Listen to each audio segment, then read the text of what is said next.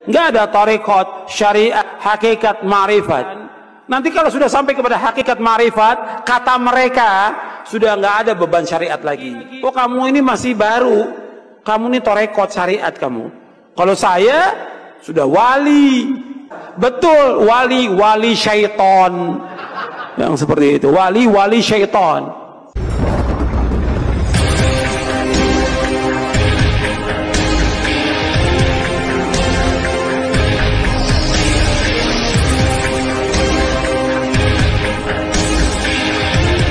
Dan itu terlihat dari kalamnya. Maka gampang ngecek ini wali Allah atau wali syaitan. Di antara wali-wali itu, ada wali namanya wali sufi. Karena dia soleh. Ada wali namanya malamatiyah.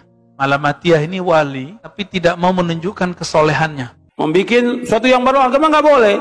Bikin kelompok, bikin firqah, bikin ajaran. Seperti ajaran tarekat, ajaran tasawuf. Islam nggak pernah mengajarkan. Nabi nggak pernah mengajarkan. Wong ngomong mintra-mintri saenake udeli dhewe. Ngawur, tuwekan. Nggak ngerti sama sekali. Pikir. Tentang Allah itu dibagi 4. Untuk fisik namanya hukum syariat.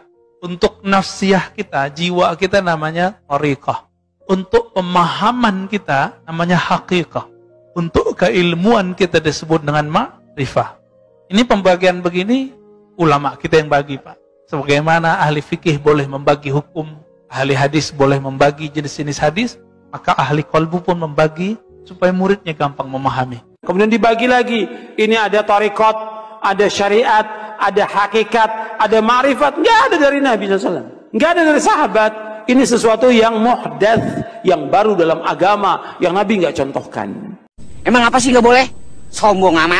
Wali itu kalau seandainya, nih mohon maaf, seandainya Bapak Ibu ketemu dia tidak sholat, belum tentu dia nggak sholat. Kalau wali bener ya. Masih ingat kisah Uwais Al-Qarni yang tidak sempat pergi haji, lalu semua bekalnya dia kasih ke temannya. Ketika temannya pulang, temannya mengatakan apa? Selamat ya ente haji mabrur.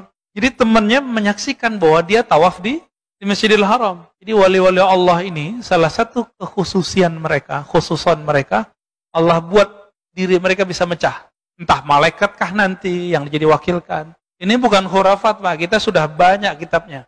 Dan zaman ini juga ada. Karena ketika dia sudah membagi menjadi 4 golongan itu, 4 tingkatan, nggak ada tarekat, syariat, hakikat, ma'rifat. Harus jelas dan tegas disampaikan kepada umat ini. Supaya umat tidak sesat. Kenapa?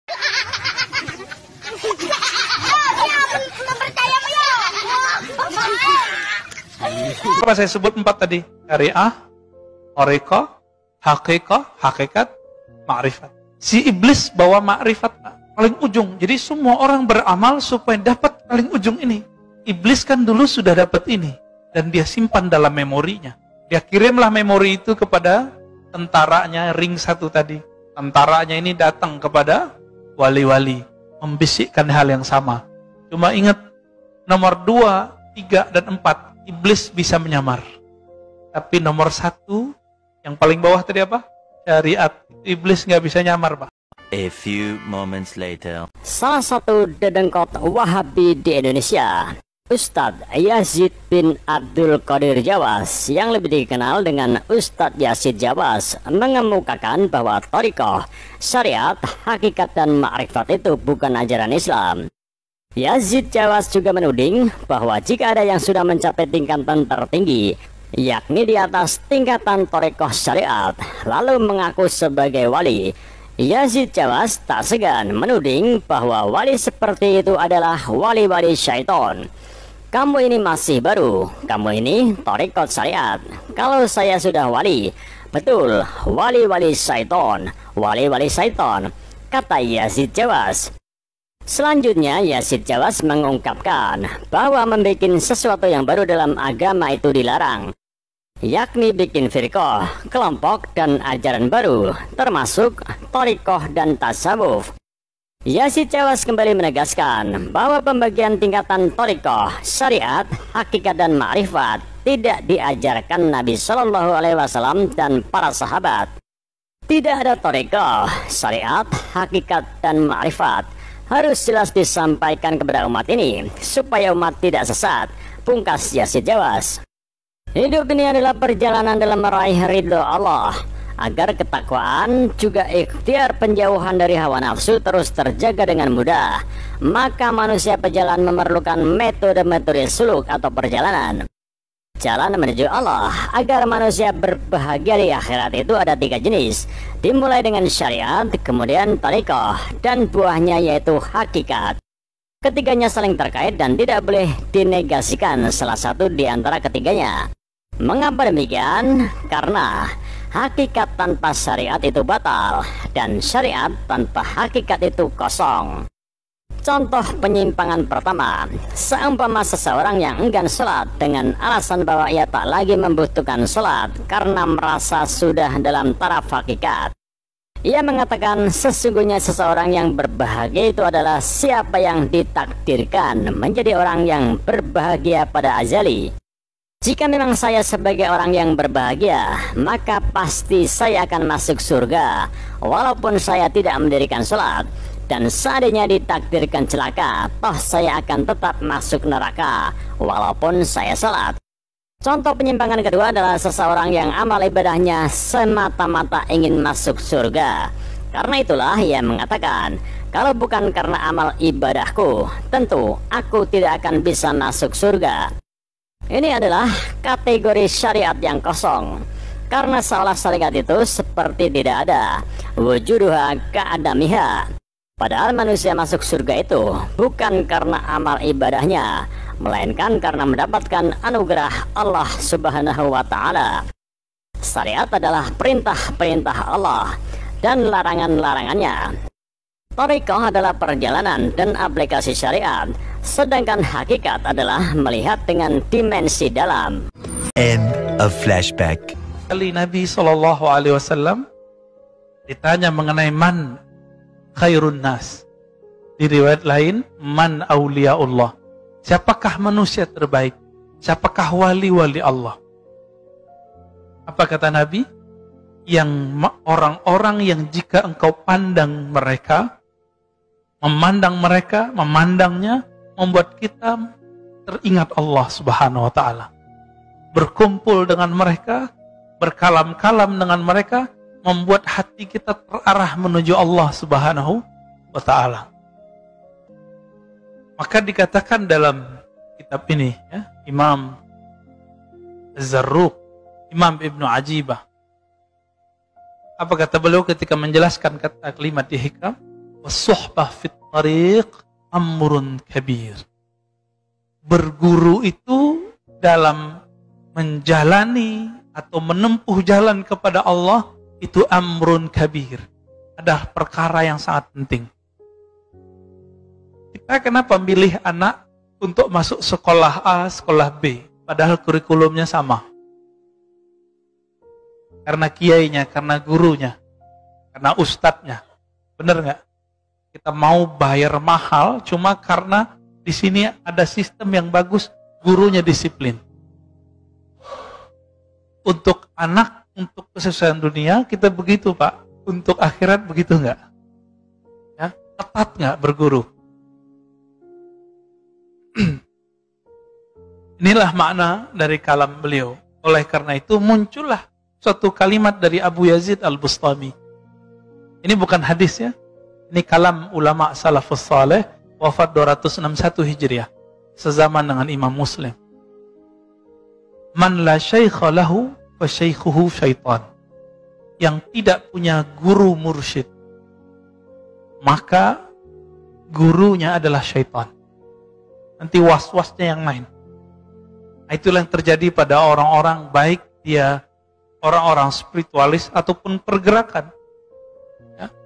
Kita udah punya pergerakan nih harakah, tapi nggak punya murabbi rohani. Punya murabbi, tapi murabbinya pun tidak punya murabbi. Nggak nyambung kepada Rasulullah SAW. Apa yang terjadi? Ya siap-siap saja.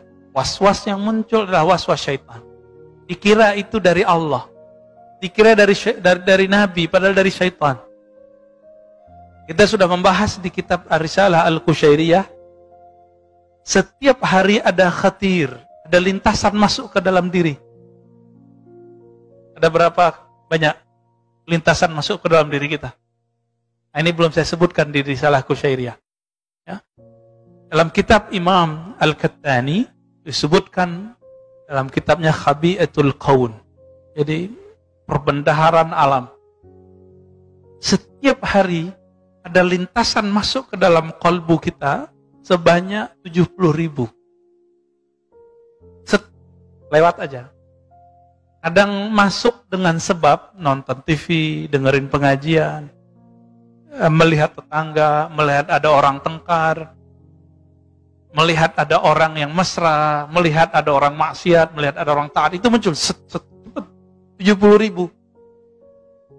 Sedangkan jam kita cuma 24 jam. Tinggal dihitung Pak, berapa detiknya itu. 70.000 masuk setiap hari. Kalau itu tidak dibarengi dengan cahaya kalbu, maka lintasan ini belum tentu dari Allah. Jika lintasan itu dari Allah, ciri-cirinya bertambah ma'rifatnya kepada Allah. Dia mengenal Allah lebih banyak. Nomor 2, jika itu berisi perintah kebaikan, maka dia dari malaikat. Jika itu bersumber dari diri kita, biasanya tumbuh syahwat. Jika bersumber dari syaitan, dari iblis, maka yang terjadi apa? Bertambah syak dan was-was. Bertambah sombong. Ah, ini tadi saya cerita tentang Nabi Adam. Nabi Adam yang goda siapa? Bukan setan Pak, langsung engkongnya. Siapa? Iblis, namanya siapa tadi? Azazil. Bahasa Arabnya Harith. Tolong diingat. Setan ini setiap hari ngirim tentaranya sekitar 70.000 kepada orang-orang. Ini disebut bayangan-bayangannya atau tentara-tentaranya. Di Quran disebut junud. Tentara Allah, tentara setan. Ada 2. Jadi si Azazil ini, Bapak harus tahu, Azazil ini dulu bertirakat di surga. Sampai dia dekat kepada Allah dan memandang Allah, berkalam-kalam dengan Allah. Maka si iblis punya ma'rifatullah. Hati-hati. Si iblis punya ilmu ma'rifat, Pak. Iblis ini punya ilmu bagaimana cara menceritakan tentang Allah. Si iblis ini kemudian mempunyai 70.000 prajurit ring 1. Ini ring 1 kita sebut nih. 70.000. Ini ring 1 ini Bapak Ibu yang melakukan Allah. Jika Azazil tugasnya menggoda para nabi, maka ring 1 ini tugasnya ngapain? Menggoda para wali. Jadi wali-wali Allah itu dikirimin kepada mereka kalam-kalam yang dulu didapat oleh Azazil waktu dia bertirakat di surga. Hati-hati Pak. Ya. Jadi tidak semua kalam-kalam rohani yang didapat oleh seseorang, meskipun itu tentang Allah, itu semuanya dari Allah. Siapa tahu dari iblis. Tapi yang dikatakan iblis benar nggak? Jika itu tentang bab hakikat, dia benar. Nih, coba kita bilangin, kita kasih tahu. Iblis pun nggak berani berbohong tentang hakikat, Pak. Nggak berani bohong. Jadi kalau dia cerita tentang keesaan Allah, keindahan Allah, itu dia nggak berani bohong. Maka ketika si tentara-tentara iblis ini, ring 1 ini turun kepada para wali, kalam yang didapat wali jika dia dapat ilham, itu persis sama seperti yang didapat dengan iblis. Persis sama. Kalau enggak, mana mungkin Nabi Adam bisa terpedaya? Mana mungkin seorang Barsisa itu bisa tergelincir? Enggak mungkin.